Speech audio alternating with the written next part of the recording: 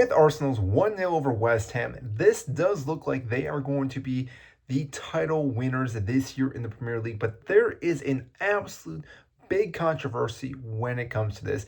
And yes, I understand if we go back and look at the foul on Raya, you can definitely see that there is a foul on Raya. The thing, though, that we need to bring to the table, though, is all the other fouls that are happening around Raya. Now, again, I'm letting you know, I agree, it is the right call that they did disallow that goal. But you definitely need to start looking at some of the things that are happening around other players in that box, because not only is Arsenal guilty of this, there are so many other teams in the Premier League, and this is something that FA definitely needs to be looking at into the next upcoming season, because this is starting to get out of hand. Because not only in that just scenario, we saw Declan Rice hugging the guy. Trossard isn't even looking at the ball, and he's following the guy who's then following Raya. On top of that, I believe it's Saliba or Gabriel is also pulling on another West Ham player who ends up pulling on the jersey for Raya as well. Those are three different players in one set piece that are causing massive issues. And you could argue that those three fouls all could warrant a penalty to West Ham. Now, I'm not saying that is the case in this scenario.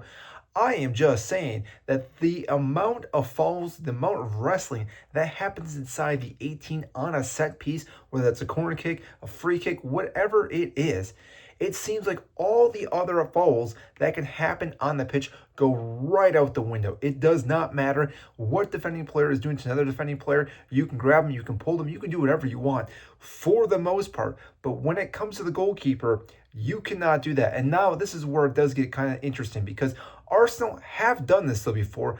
Another goalkeeper. Beginning of the year, we've seen this before.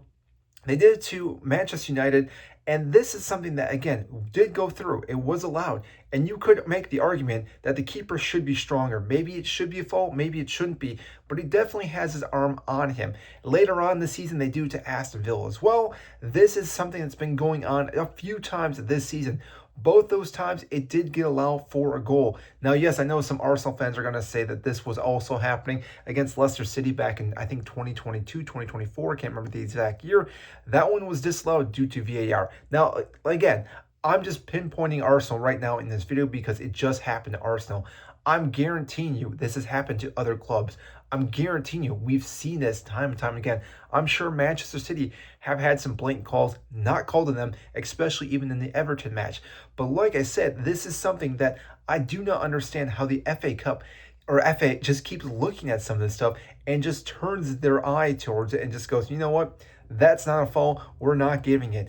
There needs to be something done in the next handful of even this summer into the next couple of seasons, because like I said, there is just a massive can of worms that are being opened up right now on set pieces, because you can't really do anything, yet you can do anything.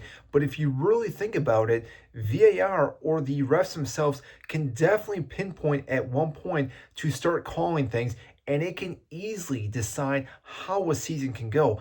And we've already seen how bad VAR is. We know how bad VAR is. This shouldn't be that obvious how bad it has been. This year alone, we've seen so many bad calls. We've clearly seen bad calls years before.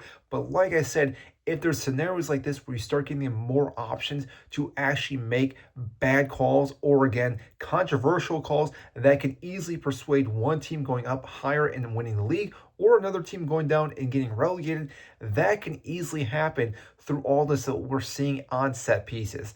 That being said, though, obviously, again, going back to the beginning set point of this, Arsenal were the better team, though, in this match. Again, there's controversy on that set piece, but I think they were the better team. They deserved all 3 points. They got all 3 points. They have 2 more matches they need to win the Premier League. They play Burnley. They play Crystal Palace. Both are teams that they should be beating. And like I said, they are on their own way to, again, getting all 6 points and winning the Premier League. There's nothing Manchester City can do now to even stop them, unless, again, Arsenal drop points, but they should not be dropping points to Burnley or Crystal Palace. Now, like I said, we'll see how it goes out for the rest of the season. Obviously, in those games, still anything could easily happen, but they are the massive favorites to go on to win the Premier League. So I want to know, though, what do you guys think, though, about the VAR, the calling on this match, and even just in general, how the reffing has been this year in the Premier League? Because if I'm grading it, I think it's been an F. for the most part. I don't think